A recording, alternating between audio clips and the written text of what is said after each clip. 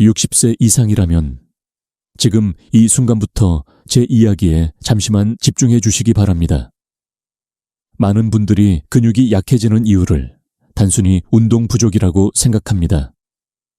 물론 운동이 중요한 것은 사실입니다. 하지만 실제로 근육이 늙어가는 과정은 훨씬 더 조용하고 훨씬 더 일상적인 습관 속에서 천천히 진행됩니다. 하루하루는 별 차이가 없어 보이지만 어느 날 갑자기 걸음이 느려지고 허벅지가 무거워지고 계단이 두려워지는 순간이 찾아옵니다.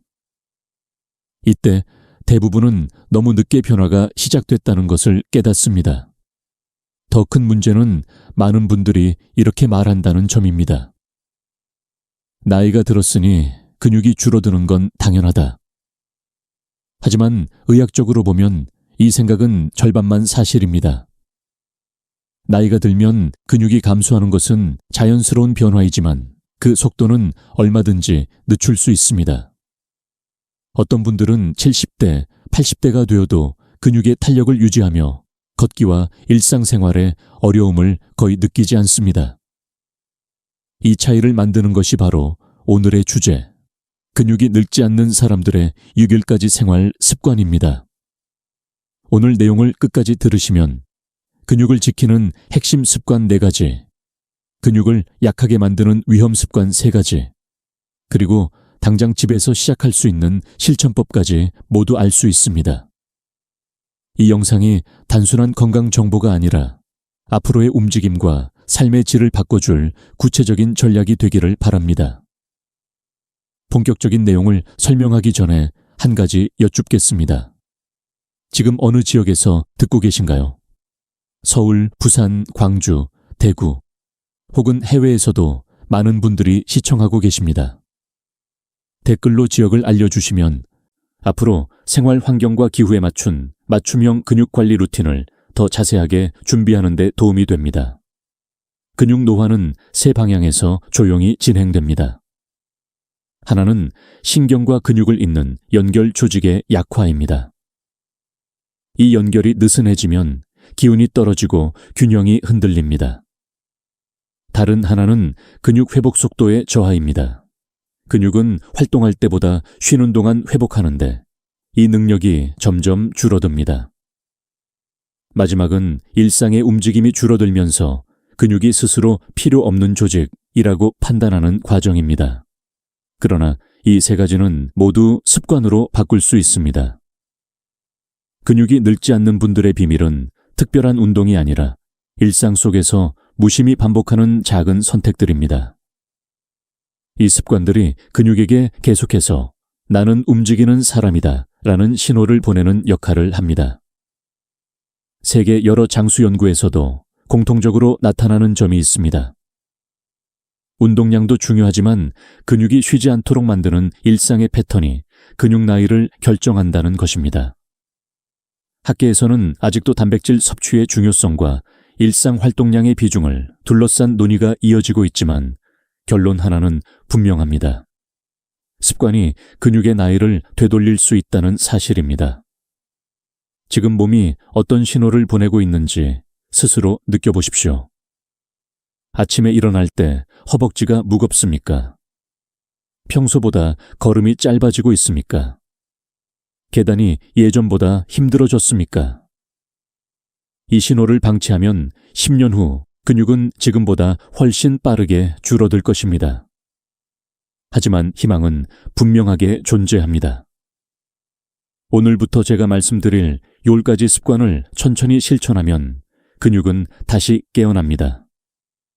걷는 속도와 균형은 회복되고 허벅지는 탄탄해지며 몸은 다시 움직일 준비를 시작합니다. 이제 근육이 늙지 않는 사람들의 아침 루틴부터 하나씩 설명드리겠습니다.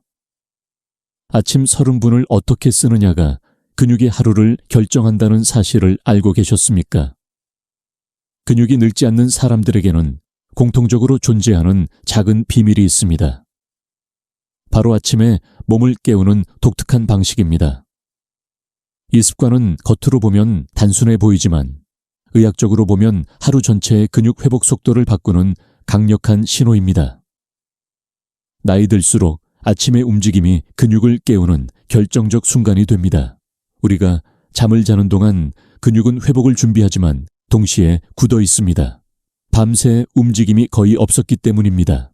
이때 바로 일어나 버리면 허벅지, 종아리, 허리, 어깨의 근막이 경직된 상태에서 갑작스러운 하중을 받게 되어 통증이나 약화가 빠르게 진행됩니다. 실제로 일어나는 순간 다리가 풀리는 느낌, 무릎이 흔들리는 느낌, 첫걸음이 무거운 이유가 여기에 있습니다. 하지만 근육이 늙지 않는 사람들은 아침의 이 약점 시간을 정확히 이용합니다. 그들의 몸은 눈 뜨는 순간부터 근육을 천천히 깨워 하루의 리듬을 준비합니다. 여기에는 과학적 원리가 있습니다. 근육에는 혈류를 받아들이는 모세혈관이 수없이 분포해 있는데 아침에는 이 혈관들이 좁아져 있습니다. 원활히 열어주지 않으면 근육이 영양과 산소를 충분히 받지 못합니다. 근육이 늙지 않는 사람들은 아침 움직임으로 혈관을 천천히 여는 과정을 자연스럽게 반복합니다. 이 과정은 근육 주기, 신경 전달 속도, 균형 감각까지 모두 활성화합니다. 이 지점에서 흥미로운 학술 논쟁이 있습니다. 일부 연구진은 아침 단백질 섭취가 근육 회복에 더 중요하다고 말하고, 다른 연구진은 아침의 활동 루틴이 단백질보다 더 강력한 근육 유지 인자라고 주장합니다. 아직 명확한 결론은 없지만 다양한 연구에서 일치하는 부분이 있습니다. 아침에 근육을 깨우는 습관이 있을 때 회복 속도와 근육 반응성이 하루 내내 높게 유지된다는 사실입니다. 그렇다면 근육이 늙지 않는 사람들이 실제로 어떤 아침 루틴을 갖고 있을까요? 복잡한 운동이나 힘든 스트레칭이 아닙니다. 아주 단순한 3단계로 이루어진 습관입니다. 하지만 여기서 주의해야 할 점은 서둘러 움직이거나 순간적으로 힘을 주는 방식이 아니라는 것입니다. 나이 든 근육은 천천히, 깊게, 일정하게 열어야 합니다. 이 과정이 혈관을 확장시키고 신경 신호를 깨우며 균형 감각을 부드럽게 되살립니다. 먼저 그들은 누운 상태에서 몸을 바로 일으키지 않습니다. 다리와 허리를 가볍게 풀어주며 몸의 흐름을 세우는 시간을 갖습니다. 이 짧은 준비 과정만으로도 근육은 갑작스러운 하중을 피하게 됩니다. 대부분의 노화성 통증은 급격한 체중 이동에서 시작되기 때문에 이 순간이 매우 중요합니다. 다음으로 천천히 앉아 허리를 세우는 동작을 통해 중심을 잡습니다. 허리를 곧게 세우는 과정은 무의식적으로 척추 주변 근육을 깨우는 효과가 있습니다. 마지막으로 일어서기 전에 발목과 발바닥 근육을 찌릿하게 깨워주는 가벼운 움직임을 반복합니다. 이 과정이 하루 전체의 균형 능력을 높여 넘어짐과 흔들림을 예방합니다. 의사로서 가장 안타까운 장면은 아침에 급하게 움직였다가 다리에 힘이 빠지거나 허리가 삐끗해버리는 상황입니다. 이는 근육이 아직 완전히 깨어나지 않은 상태에서 하중을 받은 결과입니다. 하지만 근육이 늙지 않는 사람들은 이런 실수를 거의 하지 않습니다. 그들은 아침 30분을 온전히 몸을 깨우는 데 사용합니다. 이 습관이 하루의 근육을 보호하는 기초가 됩니다. 여기서 한 가지 질문을 드리고 싶습니다. 여러분은 오늘 아침 어떻게 일어나셨습니까? 눈을 뜨자마자 곧바로 일어나셨습니까? 혹은 무릎과 허리가 굳은 느낌이 들지는 않았습니까? 만약 그렇다면 지금부터라도 아침 30분 루틴을 새롭게 만들어야 합니다. 이 습관은 단순한 몸풀기가 아니라 근육 노화를 늦추는 과학적 전략입니다. 하루의 첫 움직임이 근육에게 보내는 메시지는 생각보다 강력합니다. 그 메시지가 나는 준비되지 않았다가 될지, 아니면 나는 아직 충분히 움직일 수 있다가 될지는 아침 30분이 결정합니다. 이제 다음 장에서는 근육을 지키는 또 하나의 핵심, 단백질보다 중요한 영양 신호에 대해 말씀드리겠습니다.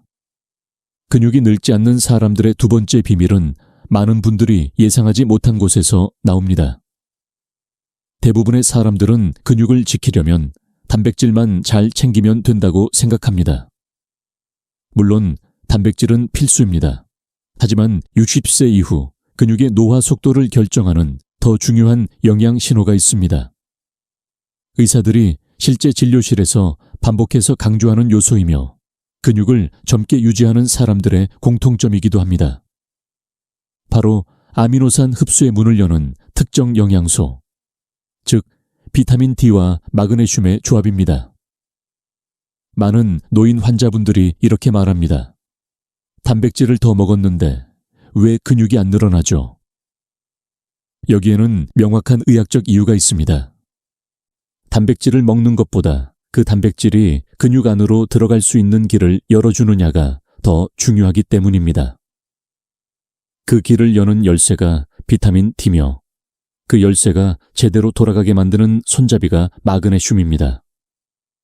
즉, 단백질은 재료이고 비타민 D는 문, 마그네슘은 문고리입니다. 문고리를 돌리지 않으면 문이 열리지 않듯 이 두 가지가 부족하면 단백질은 제대로 작동하지 못합니다. 단백질 섭취만 강조하고 이 조합을 무시하면 근육은 여전히 느리게 노화됩니다. 학계에서는 이 문제를 두고 흥미로운 논쟁이 계속되고 있습니다. 일부 연구팀은 근육 합성의 가장 중요한 요소는 무조건 단백질 섭취량이라고 주장합니다. 반대로 다른 연구진은 노년층에서는 단백질 섭취량보다 흡수율과 활성화율이 더 중요한 핵심 인자라고 말합니다. 아직 하나의 결론이 난 것은 아니지만 다수의 최신 임상 데이터에서는 공통된 결과가 나타납니다.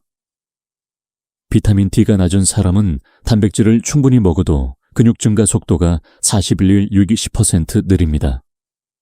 그리고 이 수치는 60대 이후로 갈수록 차이가 더 크게 벌어집니다. 근육이 늙지 않는 사람들은 이 사실을 아주 자연스럽게 이해하고 있습니다. 그들은 아침 햇빛을 10분 정도 받습니다. 그들은 마그네슘이 풍부한 간단한 음식, 예를 들어 견과류 한 줌, 시금치나 브로콜리 반 접시 또는 콩류를 습관적으로 챙깁니다. 음식이 화려하지 않습니다. 비싸지도 않습니다. 하지만 영양을 보내는 방식이 정확합니다. 여기에는 또 하나의 과학적 원리가 숨어 있습니다. 근육세포는 신호가 들어오지 않으면 움직이지 않습니다. 신호가 약해지면 단백질이 들어오지 못하고 근육이 회복될 타이밍을 놓칩니다. 나이 들수록 이 신호는 더 빨리 둔해집니다. 그러나 비타민 D와 마그네슘은 이 신호를 다시 날카롭게 만드는 스위치 역할을 합니다. 마치 오래된 전등에 새 정우를 끼우는 것처럼 근육의 반응성을 되살립니다. 여기서 조금 특별한 사실을 전해드리겠습니다. 비타민 D는 근육의 힘줄과 인대를 강화하는 데도 중요한 역할을 합니다. 따라서 이 영양소가 부족하면 근육만 약해지는 것이 아니라 힘줄의 탄성도 떨어집니다. 결과적으로 갑작스런 통증, 무릎 흔들림, 손과 발의 약화가 함께 찾아옵니다. 반대로 비타민 D 수치가 안정된 사람은 균형 감각이 좋아지고 근육 긴장도가 일정하게 유지됩니다. 이쯤에서 질문 하나를 드리고 싶습니다. 여러분은 단백질만 챙기고 있지는 않습니까? 혹은 햇빛을 충분히 쬐지 못하고 있지는 않습니까? 마그네슘이 들어있는 음식을 하루에 어느 정도 드시나요? 만약 이 중 하나라도 자신이 부족하다고 느껴진다면 근육이 단백질을 받아들이는 문이 닫혀 있을 가능성이 높습니다.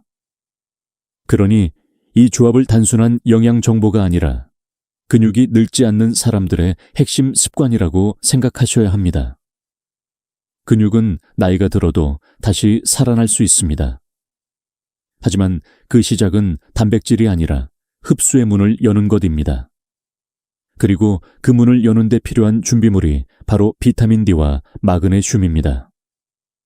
다음 장에서는 많은 분들이 간과하는 일상의 함정, 오래 앉아있는 시간이 어떻게 근육 나이를 빠르게 올리는지, 그리고 근육이 늙지 않는 사람들이 이 시간을 어떻게 쪼개는지 알려드리겠습니다.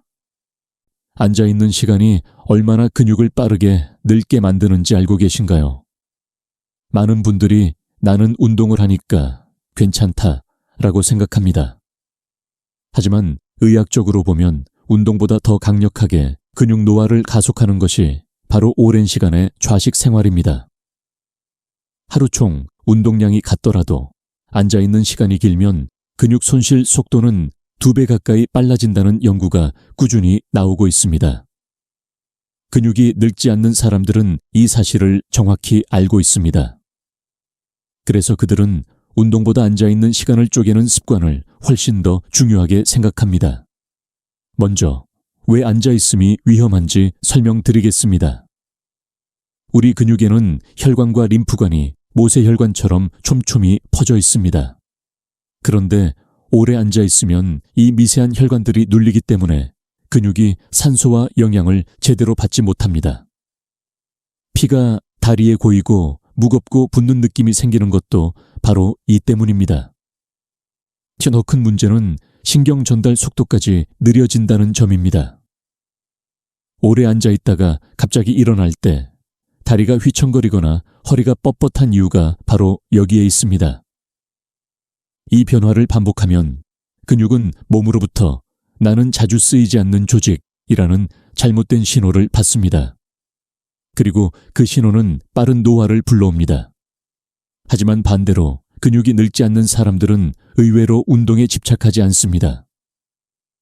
그들이 가장 예민하게 관리하는 것은 바로 앉는 시간의 길이입니다. 이들은 한 번에 오래 앉아있지 않습니다. 운동을 길게 하지 않아도 됩니다. 대신 짧게 나누어 움직이는 방식을 선택합니다. 가장 좋은 점은 이 방법은 체력을 거의 소모하지 않는다는 것입니다. 누구나 할 수 있습니다. 돈도 들지 않습니다. 단지 의지를 조금만 더해 생활 패턴을 바꾸는 것이 전부입니다. 여기에는 학계에서도 여전히 활발하게 논의되는 흥미로운 지점이 있습니다. 일부 연구는 하루 1시간의 운동이 근육을 지키는 핵심이라고 주장합니다. 하지만 다른 연구에서는 총 운동 시간보다 하루의 좌식 패턴이 근육 노화에 훨씬 더 큰 영향을 준다고 말합니다. 아직 논쟁이 완전히 정리된 것은 아니지만 가장 많은 연구에서 일치한 결론은 하나입니다. 앉아있는 시간을 쪼개는 것이 근육 노화를 늦추는데 매우 큰 효과가 있다. 그렇다면 근육이 늙지 않는 사람들은 어떻게 이 시간을 쪼갤까요? 그들의 방법은 5가지로 요약됩니다. 첫째, 30-40분 이상 연속으로 앉지 않는다는 원칙을 지킵니다. 이들은 굳이 운동을 하지 않아도 됩니다. 그저 자리에서 일어나 몸의 하중을 다리에 다시 전달하는 것만으로도 근육은 깨어납니다. 하지혈관은 10초만 서 있어도 혈류량이 다시 올라갑니다. 둘째, 자리에서 일어난 뒤 허벅지 앞쪽과 뒤쪽을 동시에 쓰는 작은 움직임을 합니다. 계단을 오르지 않아도 됩니다. 그냥 제자리에서 다리를 한 번씩 들었다 놓는 것만으로도 충분합니다. 이 움직임이 근육에게 나는 여전히 사용되는 조직이다 라는 신호를 정확하게 보냅니다.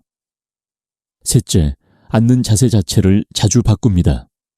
이것도 큰 도움이 됩니다. 자세 변화는 작은 것처럼 보이지만 근육이 받는 압력을 달라지게 만들어 미세한 혈액순환을 활성화합니다. 넷째, 물을 자주 마십니다. 수분은 근육 속 단백질과 전해질을 유지하는 필수 요소입니다. 특히 나이 들수록 갈증 신호가 약해져 탈수가 쉽게 오는데 탈수는 곧 혈액 점도가 올라가는 의미입니다. 점도가 올라가면 혈류가 느려지고 근육 회복력도 떨어집니다.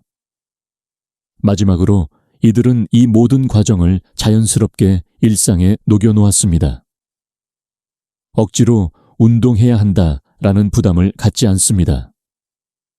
대신 생활을 짧게 끊어 근육이 쉬지 않도록 만드는 방식을 선택합니다. 예를 들어 TV 광고가 나오는 시간만큼 일어나서 움직이거나 전화 통화를 서서 하는 작은 습관 등이 여기에 포함됩니다. 여기서 한 가지 질문을 드리고 싶습니다. 여러분은 오늘 몇 시간이나 앉아 계셨습니까? 아침부터 점심까지 거의 앉아서 시간을 보내지 않았습니까? 저녁에도 TV 앞에서 1시간이 훌쩍 지나가지는 않았습니까? 만약 그렇다면 근육은 이미 나는 사용되지 않는다라는 신호를 받고 있을 가능성이 높습니다. 그러나 이 신호는 언제든지 바꿀 수 있습니다. 한 번에 오래 앉지 않고 시간을 쪼개는 습관만 만들어도 근육의 반응성은 놀랍도록 좋아집니다. 나이가 들어도 탄력 있고 안정적인 근육을 유지하는 비밀은 크게 어렵지 않습니다. 쪼개기 습관 하나면 충분합니다. 다음 장에서는 근육을 오래 젊게 만드는 또 하나의 핵심, 호흡과 혈류를 동시에 바꾸는 깊은 호흡 습관에 대해 설명하겠습니다. 근육이 늙지 않는 사람들의 네 번째 비밀은 아주 조용한 곳에서 시작됩니다. 바로 하루 한 번의 깊은 호흡 습관입니다. 많은 분들이 호흡을 단순히 숨 쉬는 과정으로만 생각합니다. 하지만 의학적으로 보면 호흡은 근육의 혈류량, 긴장도, 회복 속도를 결정하는 중요한 생리작용입니다. 특히 60세 이후에는 호흡 패턴이 근육의 나이를 직접적으로 바꿉니다. 근육이 젊게 유지되는 사람들은 결코 힘든 운동만 하는 것이 아니라 몸속에서 근육을 되살리는 가장 기본적인 신호인 호흡을 정확하게 사용하고 있습니다. 먼저 왜 호흡이 근육과 깊이 연결되어 있는지 살펴보겠습니다. 우리 몸의 근육은 혈액을 통해 산소와 영양을 공급받습니다. 그런데 나이가 들면 호흡이 얕아지고 가슴 위쪽에서만 숨을 쉬는 패턴으로 바뀌기 쉽습니다. 이 얕은 호흡은 폐의 하부까지 공기를 보내지 못하여 산소 전달이 감소합니다. 산소가 부족하면 근육은 금방 피로해지고 회복 속도는 느려지며 근육세포는 효율적으로 작동하지 못합니다. 결과적으로 근육은 더 빨리 약해지고 통증과 떨림이 나타나기 쉬운 상태가 됩니다. 반대로 깊은 호흡은 근육 전체에 혈류를 강하게 밀어넣는 역할을 합니다.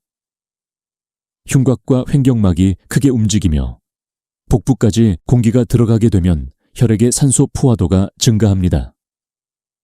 이 변화는 근육이 젊음을 유지하는 데 필수적인 과정입니다. 근육이 항상 충분히 공급받고 있다는 상태는 회복 속도를 높이고 긴장을 완화하며 근육의 탄력과 안정감을 지켜줍니다. 근육이 늙지 않는 사람들은 의식적으로 이 호흡을 하루에 몇 분이라도 실천합니다. 여기에는 의학적으로 매우 흥미로운 사실이 있습니다. 깊은 호흡은 단순히 산소를 늘리는 수준에 그치지 않습니다. 근육에 있는 모세혈관을 넓히고 신경 전달 속도까지 높이는 효과가 있습니다. 즉, 호흡 하나로 혈류와 신경 기능이 동시에 좋아지는 셈입니다. 이런 이유로 재활의학과 노인의학과에서는 근육 약화 환자에게 호흡법 교육을 가장 먼저 시행하기도 합니다. 이 부분에 대해 학계에서도 논쟁이 이어집니다. 일부 연구팀은 깊은 호흡이 신체 전체에 스트레스 호르몬을 낮추고 근육 회복을 촉진한다고 말합니다. 반면 다른 연구팀은 실제 근육량 변화에는 큰 영향을 미치지 않는다고 주장합니다. 하지만 많은 연구에서 공통된 점은 있습니다. 깊은 호흡이 근육 기능과 균형 감각을 개선해 근육이 느끼는 나이를 낮춘다는 사실입니다. 즉, 근육량 증가만이 근육의 젊음을 결정하는 것이 아니라 근육이 받는 혈류와 신경 신호가 훨씬 더 중요하다는 것입니다. 그렇다면 근육이 늙지 않는 사람들은 어떤 방식의 호흡을 실천하고 있을까요? 크게 세 단계로 이루어집니다. 첫째, 4초 들이마시기입니다. 횡격막을 아래로 충분히 내리면서 코로 깊게 들이마십니다. 이때 배가 천천히 부풀어야 합니다. 이것이 폐 하부까지 산소가 들어가는 신호입니다. 둘째, 2초 멈추기입니다. 이 순간이 매우 중요합니다. 혈액이 산소를 충분히 받아들이는 시간이 바로 이 멈춤 사이입니다. 근육 속 모세 혈관이 열리고 혈류가 확장되며 근육이 긴장을 풀기 시작합니다. 셋째, 6초 내쉬기입니다. 천천히, 길게, 부드럽게. 이 과정에서 몸의 긴장이 자연스럽게 풀리고 과도한 교감신경이 줄어들어 근육의 안정 상태가 만들어집니다. 이 세 단계만 하루 3번 반복해도 근육은 달라집니다.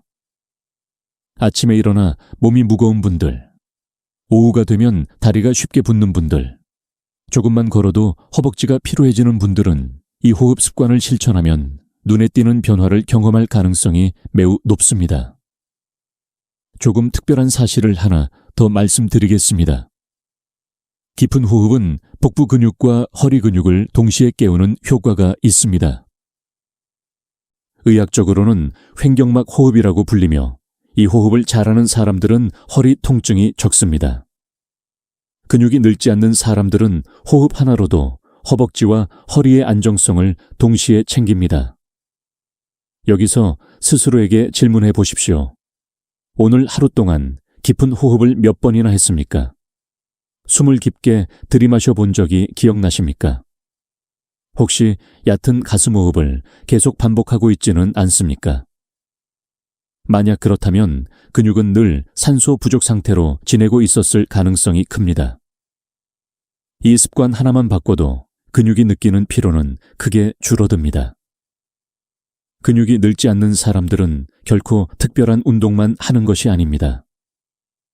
몸이 살아나기 위한 호흡의 리듬을 정확히 알고 있습니다. 다음 장에서는 많은 사람들이 의외로 모르고 있는 근육의 흔적, 밤마다 반복되는 보이지 않는 위험 습관에 대해 설명드리겠습니다.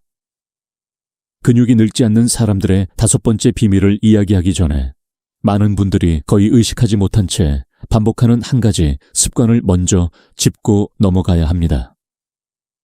바로 밤마다 근육을 조용히 망가뜨리는 행동입니다. 낮 동안 아무리 좋은 운동을 하고 단백질을 챙기고 스트레칭을 실천하더라도 잠들기 전 이 습관 하나를 반복한다면 근육은 밤새 회복하지 못하고 오히려 더 약해집니다. 하지만 대부분의 분들은 이 사실을 전혀 모른 채 수년, 어떤 분들은 수십 년 동안 같은 실수를 반복하고 있습니다. 이 습관의 가장 큰 문제는 당장 눈에 띄는 통증이나 증상이 없다는 점입니다. 그래서 더 위험합니다. 근육은 소리 없이 약해지고 다음날 아침 무겁고 느린 몸으로 그 흔적을 남기기 시작합니다. 그리고 이 패턴이 누적되면 어느 순간 계단이 갑자기 힘들어지고 허벅지가 쉽게 떨리고 균형감이 약해져 넘어지는 위험이 커집니다. 그렇다면 문제의 행동은 무엇일까요? 바로 늦은 저녁에 잘못된 앉은 자세와 스마트폰 사용입니다. 이 두 가지는 마치 한 쌍처럼 붙어 다니며 근육을 노화시키는 가장 강력한 조합이 됩니다. 먼저 저녁 시간에 잘못된 자세는 하루 중 가장 오랫동안 지속되기 쉽습니다. 저녁에는 몸이 피곤하고 의식이 느슨해지며 자극이 적습니다. 이때 많은 분들이 소파에 깊게 파묻히거나 침대에서 등을 구부린 자세로 비스듬히 기대어 앉거나 목을 앞으로 숙인 자세로 스마트폰을 들여다보게 됩니다. 문제는 이때입니다. 이 자세는 허벅지 앞쪽의 대퇴근, 엉덩이 근육, 허리 주변의 기립근, 그리고 복부 심부 근육까지 동시에 기능을 낮춥니다. 이 근육들이 약해지면 어떤 일이 발생할까요? 바로 근육의 야간 회복 기능이 떨어지는 것입니다. 근육은 잠을 자는 동안 회복하고 재생합니다. 그런데 나쁜 자세로 오랫동안 앉아 있다가 잠자리에 들면 근육은 이미 경직되고 혈류가 떨어진 상태로 밤을 시작하게 됩니다. 이를 의학적으로는 야간 혈류 저하 상태라고 부릅니다. 혈류가 떨어지면 근육세포는 회복 신호를 제대로 받지 못하고 미세한 손상은 다음 날로 이어져 만성 피로로 변합니다. 다음 날 아침 몸이 무겁고 기운이 없고 다리가 힘이 빠지는 것처럼 느껴지는 이유가 바로 이 상태 때문입니다. 여기에는 한 가지 독특한 과학적 사실이 숨어 있습니다. 늦은 저녁에 잘못된 자세는 단순히 근육만 약하게 만드는 것이 아니라 근육을 조절하는 신경의 반응 속도까지 떨어뜨립니다. 즉, 근육이 신경으로부터 지시를 받는 속도가 느려지고 이로 인해 움직임이 둔해지며 균형감이 떨어지는 것입니다. 특히 60세 이후에는 신경 반응 속도가 근육의 느린 움직임과 직결되기 때문에 이 변화가 더 뚜렷합니다. 이 문제를 두고 학계에서도 논쟁이 있습니다. 일부 연구자들은 스마트폰 자세가 근육 자체를 손상시킨다기보다 자세 변화로 인해 혈류가 줄어드는 것이 핵심 원인이라고 주장합니다.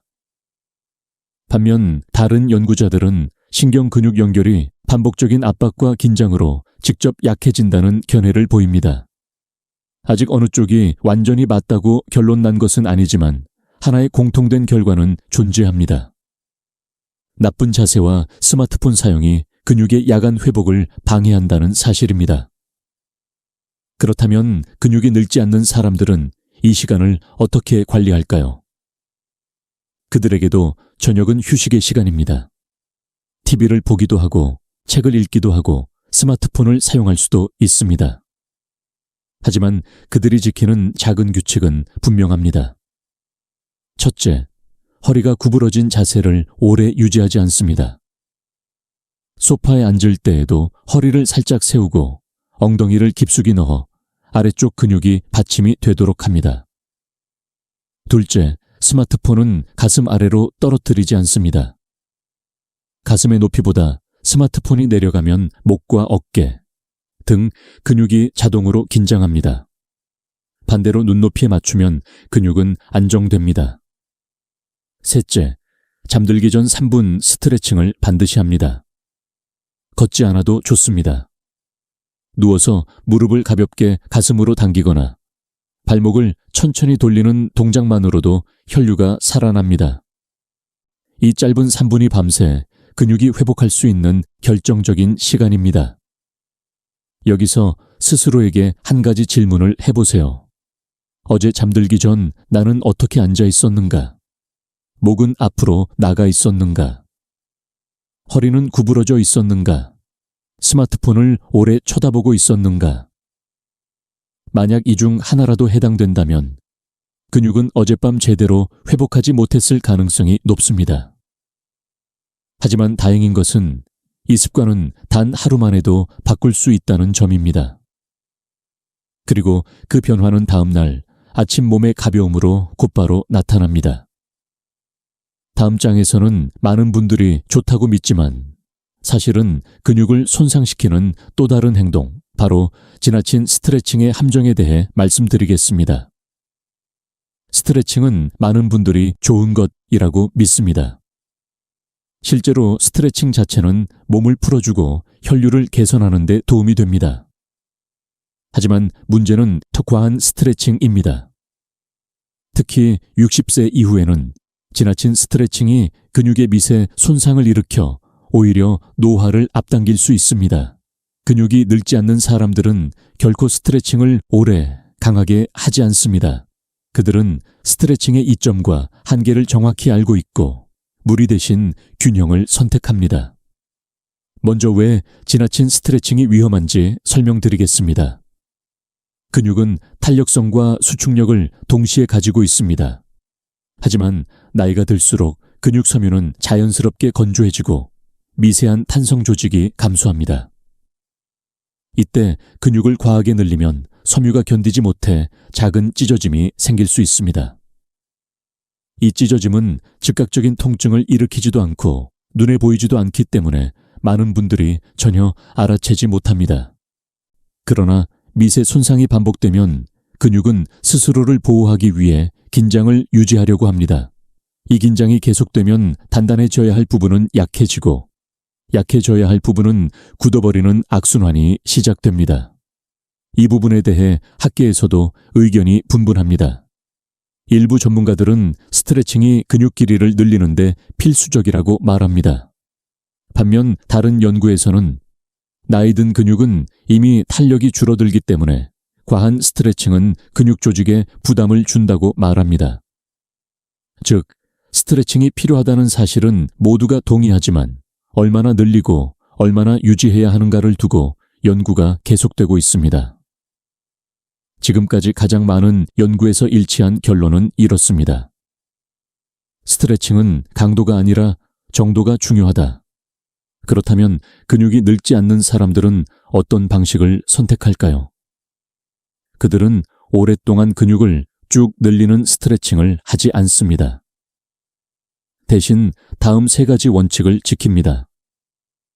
첫째, 10초 이내의 짧은 늘림입니다. 근육이 긴장된 상태에서 길게 늘리는 것은 위험합니다. 짧게 당기고 바로 풀어주는 방식이 고령 근육에게는 가장 안전하고 효과적입니다. 둘째, 동적인 움직임을 포함합니다. 근육이 완전히 고정된 상태에서 늘어나는 것은 압력을 증가시킵니다. 반면 가벼운 회전, 흔들기, 부드러운 흔들림은 근육이 자연스럽게 열리게 만듭니다. 예를 들어 허벅지를 늘릴 때 다리를 가볍게 흔들며 풀어주는 것이 정적인 스트레칭보다 안전합니다. 셋째, 통증이 느껴지는 지점, 바로 전에서 멈춥니다. 많은 분들이 아픈 지점까지 늘려야 잘 풀린다고 잘못 알고 있습니다. 하지만 그 지점이 바로 미세 손상이 시작되는 구간입니다. 근육이 늙지 않는 사람들은 절대 그 지점을 넘어서지 않습니다. 그들은 몸의 감각을 존중합니다. 의사로서 진료실에서 자주 듣는 말이 있습니다. 스트레칭을 열심히 했는데 오히려 더 아파요. 이 말은 단지 스트레칭을 했다는 것이 문제가 아닙니다. 과한 스트레칭을 했기 때문입니다. 근육이 이미 약해진 상태에서 무리하게 늘리면 근육은 회복보다 손상에 더 많은 에너지를 써야 합니다. 그 결과 통증과 피로, 무거운 느낌이 이어지고 다음날 몸이 쉽게 지치는 현상이 나타납니다. 조금 생소할 수 있지만 중요한 사실도 있습니다. 과한 스트레칭은 혈액의 재분배를 방해합니다. 근육을 강하게 늘리면 혈액이 순간적으로 흩어지고 주변 조직으로 빠르게 분산됩니다. 이 과정이 반복되면 근육은 안정적으로 회복할 시간을 잃습니다. 반대로 부드러운 스트레칭은 혈류를 안정적으로 올려주기 때문에 근육 회복을 돕습니다. 그래서 고령층에게는 부드러운 스트레칭이 기준이 됩니다. 여기서 스스로에게 물어보십시오. 혹시 스트레칭을 하면 몸이 시원하기는 한데 다음날 무거워지는 경험을 한 적이 있습니까? 또는 허리를 세게 늘린 후 오히려 허리가 더 굳은 경험이 있습니까? 팔꿈치나 종아리를 강하게 당긴 뒤 욱신거림이 남아있지는 않았습니까? 만약 이런 경험이 있다면 스트레칭이 문제였던 것이 아니라 스트레칭의 강도가 문제였을 가능성이 매우 높습니다. 근육이 늙지 않는 사람들은 이렇게 말합니다. 스트레칭은 세게가 아니라 부드럽게 해야 한다. 그리고 그 부드러움이 근육의 젊음을 지키는 비결입니다. 다음 장에서는 또 다른 틈새 위험. 많은 분들이 전혀 의식하지 못하는 단 음식의 조용한 공격이 근육을 어떻게 늙게 만드는지 설명드리겠습니다. 근육이 늙지 않는 사람들의 6번째 비밀을 설명하기 전에 많은 분들이 거의 신경 쓰지 않는 또 하나의 위험 요소를 짚어야 합니다. 바로 단 음식이 근육을 조용히 공격하는 과정입니다. 대부분 단 음식은 살이 찌고 혈당에만 영향을 준다고 생각하지만 실제로 단 음식이 가장 먼저 약화시키는 것은 근육의 미세, 섬유와 혈관 기능입니다. 특히 60세 이후에는 이 영향이 더 빠르고 더 깊게 나타납니다. 그런데도 많은 분들이 달콤한 것은 조금 먹어도 괜찮다고 가볍게 여기며 스스로 근육을 약하게 만드는 습관을 반복합니다. 먼저 당이 근육에 어떤 영향을 주는지 살펴보겠습니다. 음식을 통해 섭취한 당은 혈당을 급격히 올립니다. 이때 몸에서는 혈당을 낮추기 위해 인슐린이 분비되는데 이 과정에서 과잉 당분이 근육보다 지방 조직으로 먼저 이동하는 현상이 나타납니다. 즉, 근육이 받아야 할 에너지가 지방 조직으로 빼앗기는 것입니다. 결국 근육은 에너지를 충분히 공급받지 못하고 회복 속도는 점점 느려집니다. 이 상태가 반복되면 근육은 자연스럽게 판단합니다. 내가 쓰이지 않는 조직이구나. 그 순간부터 근육은 스스로를 줄여가기 시작합니다. 여기에는 또 하나의 중요한 기전이 있습니다. 혈당이 자주 오르면 혈관의 내벽이 미세하게 손상됩니다. 이 손상은 눈에 보이지 않지만 근육에 공급되는 혈류를 떨어뜨립니다. 근육은 혈류가 줄어드는 순간 피로해지고 긴장을 유지하려고 하며 점점 굳어집니다. 이것이 바로 단 음식이 근육을 늙게 만드는 가장 빠른 통로입니다. 이 지점에 대해 학계에서도 계속 논의가 있습니다. 일부 연구에서는 단 음식이 근육 자체를 직접 손상시키는 것은 아니며 혈당과 인슐린의 변동이 문제라고 설명합니다. 또 다른 연구에서는 혈당의 반복적인 급등이 근육세포의 미세 구조를 약화시킨다고 주장합니다. 결론은 완전히 하나로 합쳐지지 않았지만 두 주장에 모두 포함되는 공통된 사실이 있습니다. 단 음식의 반복적 섭취는 근육 기능과 근육 회복력을 꾸준히 떨어뜨린다. 그렇다면 근육이 늙지 않는 사람들은 단 음식을 완전히 끊는가? 그렇지 않습니다. 그들도 달콤한 음식을 먹습니다. 하지만 그들의 방식에는 확실한 패턴이 있습니다. 첫째, 단 음식을 밤에 먹지 않습니다. 밤에 당을 먹으면 혈당이 잠들기 전에 급격히 오르고 이 변화가 근육 회복을 방해합니다. 둘째, 단 음식을 먹을 때 단백질이나 식이섬유를 함께 먹습니다. 이 조합은 혈당 상승을 천천히 만들어 근육 손상을 완화합니다. 예를 들어 과일을 먹을 때 견과류 한 줌을 곁들이거나 고구마를 먹을 때 요거트를 같이 먹는 방식입니다. 셋째, 일주일에 일정한 단 음식 허용 구간을 정합니다. 이렇게 하면 혈당의 불규칙한 등락이 줄어들어 근육의 안정성이 유지됩니다. 약간 특별한 사실도 있습니다. 단 음식이 반복되면 몸은 염증 반응을 일으키는데 이 염증은 근육의 밑에 섬유를 굳게 만들고 뭉침을 유발합니다. 그래서 단 것을 잘 먹는 사람일수록 허벅지나 종아리가 잘 뭉치고 마사지가 더 자주 필요해집니다. 이 현상을 단순한 피로라고 오해하지만 사실은 식습관과 밀접한 연관이 있습니다. 여기서 스스로에게 물어보십시오. 최근 며칠 동안 단 음식을 몇 번이나 드셨습니까? 잠들기 전 과자나 빵을 먹은 적은 없습니까? 과일이라고 해서 마음 놓고 많이 먹지는 않았습니까? 만약 이 중 하나라도 해당된다면 근육은 이미 단 음식의 영향을 받고 있었을 가능성이 높습니다. 하지만 다행히도 이 문제는 매우 빠르게 개선할 수 있습니다. 단 음식을 줄이거나 방식만 조절해도 근육의 회복력은 눈에 띄게 좋아집니다. 근육이 늙지 않는 사람들은 이렇게 말합니다. 근육은 먹는 음식보다 혈당의 흐름을 더 민감하게 느낀다. 이 말은 단순한 비유가 아니라 실제 전체 회복 리듬을 설명하는 중요한 원리입니다.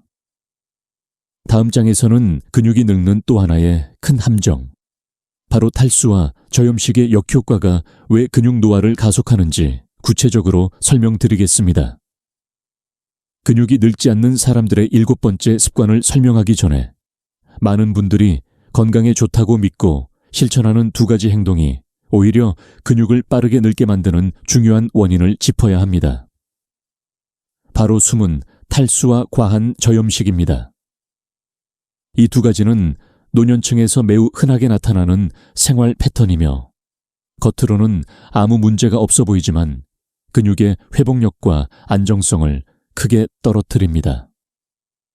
특히 근육이 약해지기 시작하는 시기에는 물과 전해질의 균형이 깨지는 것이 근육 기능에 치명적입니다.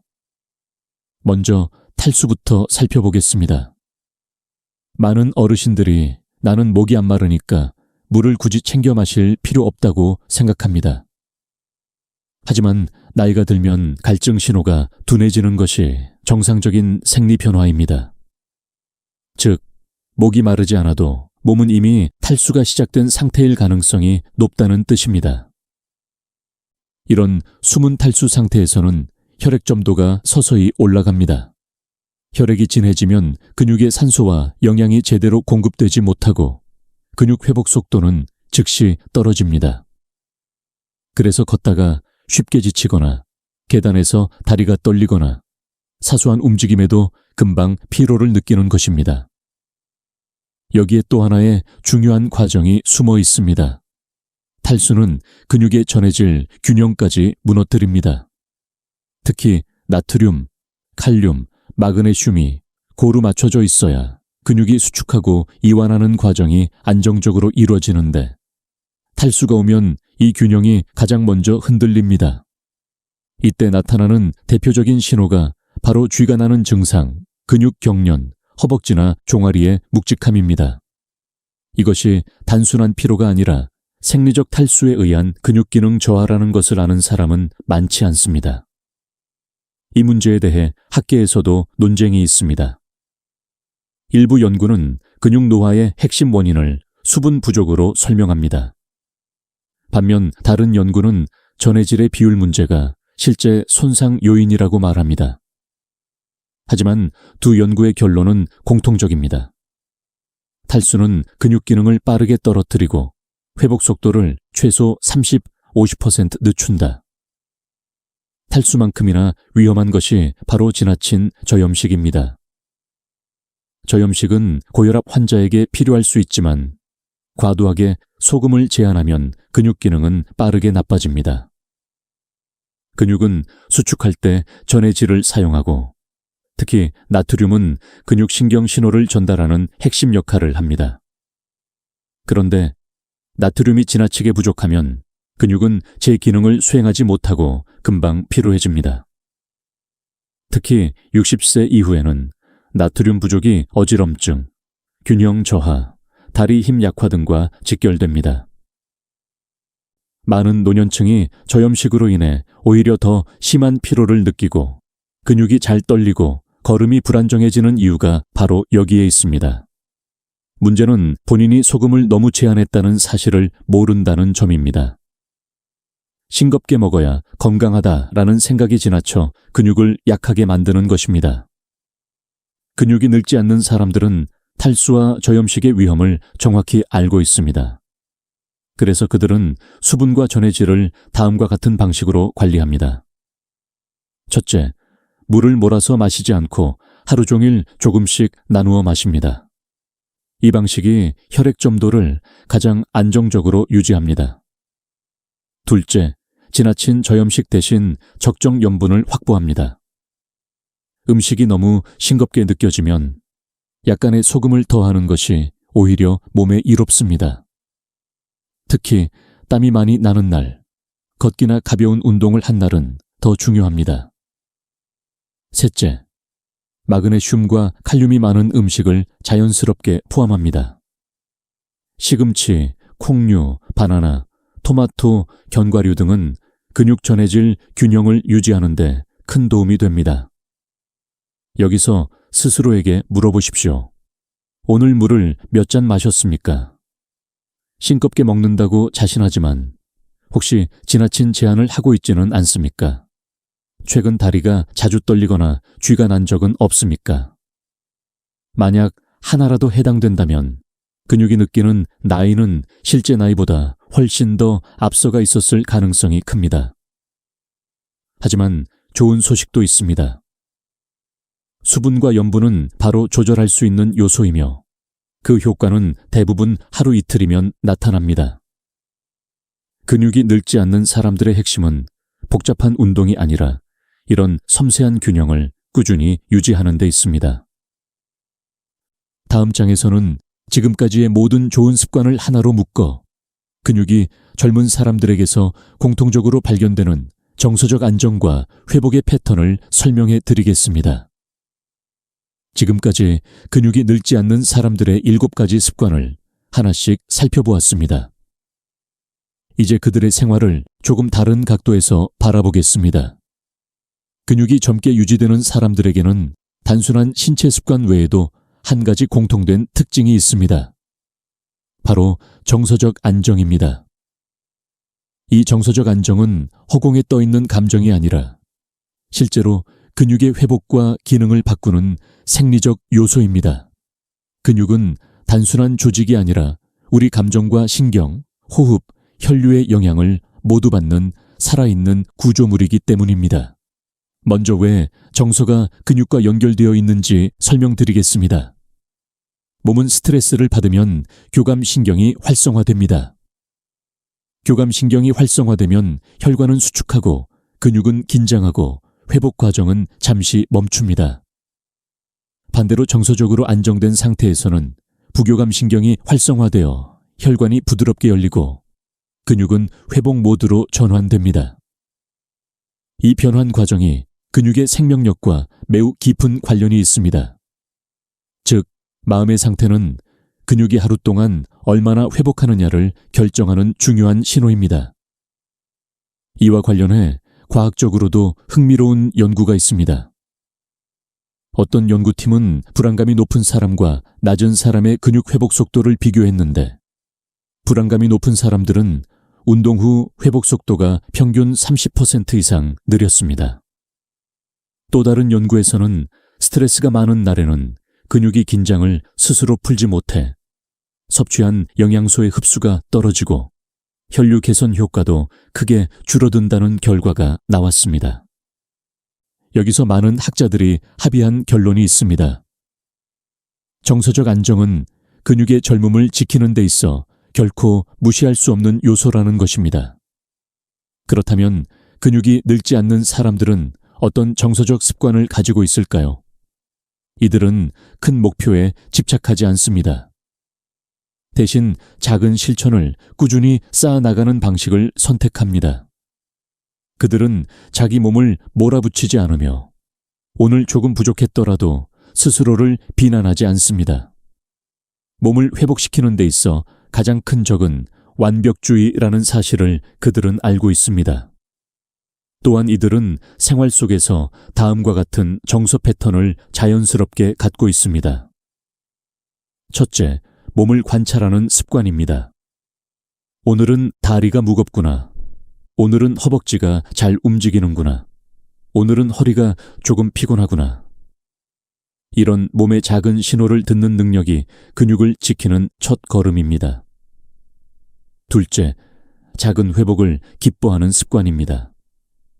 걷는 속도가 조금만 빨라져도, 아침에 허리가 조금 덜 뻣뻣해도, 종아리 부기가 줄어들어도 그들은 그 변화를 소중하게 여깁니다. 이 작은 기쁨이 부교감 신경을 활성화하고 근육 회복 속도를 높입니다. 셋째, 부담을 줄이는 선택을 합니다. 과한 운동을 하지 않고 너무 강한 스트레칭을 하지 않고 몸이 보내는 경고를 무시하지 않습니다. 이 균형 잡힌 태도는 근육이 긴장을 벗어나 자연스럽게 회복하도록 만드는 토대입니다. 여기에는 조금 의외일 수 있는 사실도 있습니다. 근육 기능이 좋은 사람들은 대부분 수면 직전에 정서를 안정시키는 루틴을 가지고 있습니다. 짧은 호흡, 조용한 스트레칭, 혹은 짧은 감사나 회상. 이런 정서적 루틴은 몸이 회복 모드에 들어가는 신호가 되며 밤새 근육이 다시 살아나는 과정에 큰 도움을 줍니다. 여기서 한 가지 질문을 드리고 싶습니다. 여러분은 밤에 잠들기 직전 어떤 상태였습니까? 몸은 긴장해 있었습니까? 마음은 분주했습니까? 생각이 많아서 몸이 편안하지 않았습니까? 만약 그렇다면 근육은 그 순간부터 이미 회복이 어려운 상태였을 가능성이 높습니다. 근육은 마음의 흔들림을 그대로 느끼고 긴장을 통해 신호를 보내기 때문입니다. 하지만 다행입니다. 정서적 안정은 어렵지 않습니다. 조금만 의식해도 몸은 달라집니다. 근육이 늙지 않는 사람들의 비밀은 거창한 운동이나 특별한 약이 아니라 몸과 마음이 편안하게 호흡할 수 있도록 만드는 작은 정서적 루틴에 있습니다. 다음 장에서는 지금까지 말씀드린 7가지 습관을 모두 하나의 흐름으로 엮어 오늘부터 바로 실천할 수 있는 근육 회복 루틴으로 정리해 드리겠습니다. 지금까지 살펴본 7가지 습관은 각각 따로 존재하는 것처럼 보이지만 실제로는 하나의 흐름으로 이어져 있습니다. 근육이 늙지 않는 사람들은 이 습관들을 억지로 실천하지 않습니다. 대신 자신의 하루 리듬 속에 자연스럽게 녹여두고 몸이 보내는 신호에 따라 조절합니다. 이제 그 흐름을 하나의 루틴으로 묶어보겠습니다. 이 루틴은 60세 이후 근육을 지키기 위한 가장 단순하면서도 가장 실용적인 체계입니다. 특별한 운동 능력도 장비도 많은 시간도 필요하지 않습니다. 중요한 것은 순서와 리듬입니다. 먼저 아침입니다. 근육이 잠에서 깨어나는 시기는 하루 중 가장 중요한 회복 준비 시간입니다. 아침에 갑자기 일어나면 근육은 아직 경직된 상태로 하중을 받아 미세한 손상이 생기기 쉽습니다. 따라서 근육이 늙지 않는 사람들은 천천히 깨어나는 루틴을 자연스럽게 실천합니다. 누워서 다리를 가볍게 움직여 근막을 풀고 앉은 자세에서 허리를 세우고 일어서기 전에 발목을 천천히 돌리는 과정입니다. 이 작은 시작이 근육을 하루 종일 안정된 상태로 유지하는 기초가 됩니다. 그 다음은 영양 신호입니다. 단백질만 챙기는 것이 아니라 단백질을 제대로 활용할 수 있는 환경을 만드는 것이 핵심입니다. 비타민 D와 마그네슘이 바로 그 환경입니다. 햇빛을 10분만 받아도 근육의 반응성은 달라지고 마그네슘이 포함된 음식을 소량이라도 먹으면 근육은 단백질을 더 효율적으로 흡수합니다. 근육이 젊게 유지되는 사람들은 이 영양 신호를 꾸준히 유지합니다. 어렵지 않습니다. 단지 단백질과 함께 흡수를 돕는 조합을 챙긴다는 단순한 원리를 이해하고 있을 뿐입니다. 오전과 오후의 핵심은 바로 앉아있는 시간을 쪼개는 것입니다. 근육은 움직이지 않으면 빠르게 노화 신호를 받습니다. 30분마다 자리에서 일어나 한 번만 움직여도 충분합니다.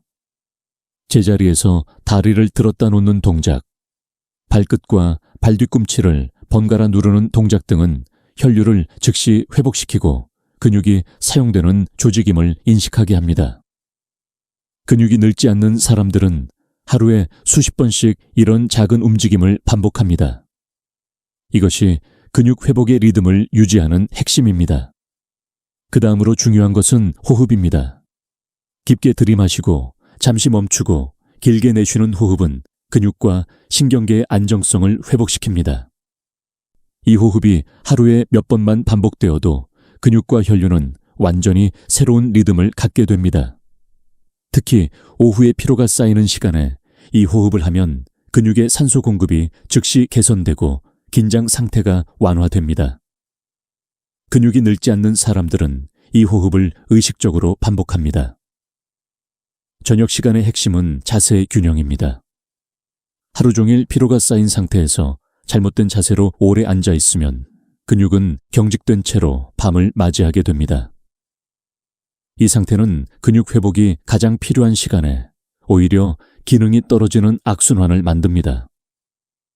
근육이 젊은 사람들은 허리를 구부린 자세로 오래 있지 않고 스마트폰을 사용할 때도 목과 허리를 안정된 위치에 둡니다. 그리고 잠들기 전 3분 스트레칭으로 혈류를 깨우고 근육을 회복 모드로 전환합니다. 마지막으로 단 음식과 수분, 염분의 조절입니다. 단 음식은 혈당의 급등을 만들어 미세한 근섬유 손상과 혈관 노화를 불러옵니다. 근육이 젊은 사람들은 단 음식을 제한하는 것이 아니라 시간과 조합을 조절합니다. 밤에는 먹지 않고 먹을 때는 단백질이나 식이섬유와 함께 섭취해 혈당의 변화를 완만하게 만듭니다.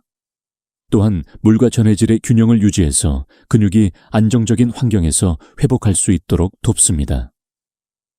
이 모든 과정을 하나로 묶어보면 근육은 다음과 같은 신호를 받습니다.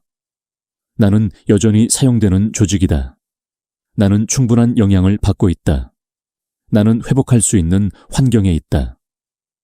이 신호가 반복될 때 근육의 실제 나이는 서서히 뒤로 밀립니다. 여기서 스스로에게 물어보십시오.